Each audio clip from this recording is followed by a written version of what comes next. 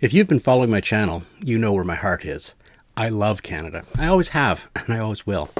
But I do believe we need to change some things if we want to put Canada first. Stick around to the end for two of my most controversial proposals. First, we need prime ministers who are humble, rather than politicians who want to spend lots and lots of your money on big vanity projects. We need quiet, moderate, and financially responsible government to make a return.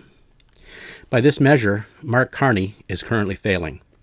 He has told his ministers to find 15% savings in operational expenses so that he has more money to spend on big projects. So, more deficits for big projects that he can put his name on. One of those big projects is a high-speed rail corridor between Quebec City and Windsor. And personally, I'm inclined to like rail. I wish it was possible for Canadian cities to be interconnected the way they are in Europe. But I'm also a realist. It will be horrendously expensive. It will go way over budget. It will never hit its stated ridership numbers, and it will require subsidies from now to eternity. The second thing we need to do to put Canada first is to pay attention to national unity. I feel like our current government is sleepwalking towards a breakup of Canada. Quebec wants their Bill 21 on secularization. And it doesn't matter if I like the law or not. If the rest of Canada tries to force Quebec to abandon it, it will be spitting in the face of Quebec federalists and throwing gasoline on the fire of Quebec separatism. The same for Alberta, and to an extent Saskatchewan. Federal Liberals, first under Justin Trudeau and now under Mark Carney, are ignoring the concerns of the West. The message is clear. Ottawa knows best, and the hicks in the West should just shut up. But they're not going to shut up. Give them a little love, give them some attention to their concerns, and they will remain in Canada for 100 years. Stay on the same path, and they will be gone in 20. Here's another idea on putting Canada first. We need to recognize that we are in a global market for jobs. Big companies can set up development and manufacturing plants anywhere in the world, and they make choices on where to set up based on a number of factors where Canada actually has advantages. We have social stability. Electricity is moderately priced. And just as important, our electricity grid is reliable. That's huge. Our people are well educated and have the skills that companies need. But there is one thing that is hurting us, and that is comparatively high salaries. Now, as a worker, a high salary is a good thing, but only if I can find a job. So what would I suggest?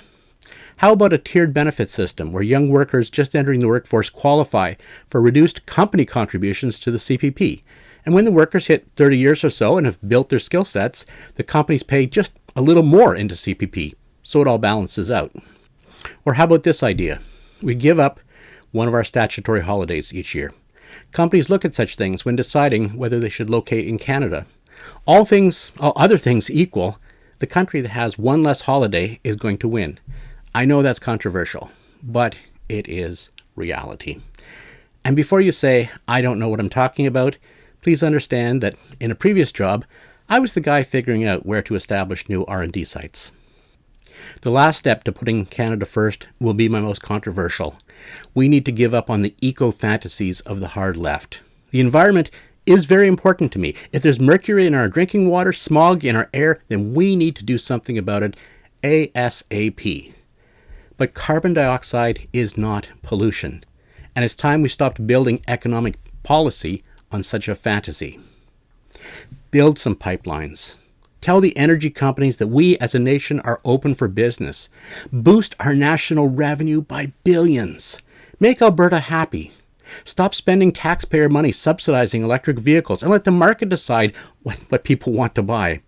And these silly plans to phase out gasoline engines because our electrical grid just can't handle it, and it isn't actually needed for environmental reasons either.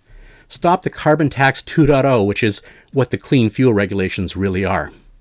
Canada is a great country, but too many people are putting Canada second behind their big spending projects, second because they are ignoring national unity, second because they don't want to make the tough calls to make Canadians affordable in the international job market, and most of all, second behind their eco-fantasies about carbon being pollution. It's time to put Canada first. I'd love to hear your ideas on how to put Canada first. Please leave a comment. And if you'd like to encourage me to keep making original content, please subscribe to my channel. Thank you.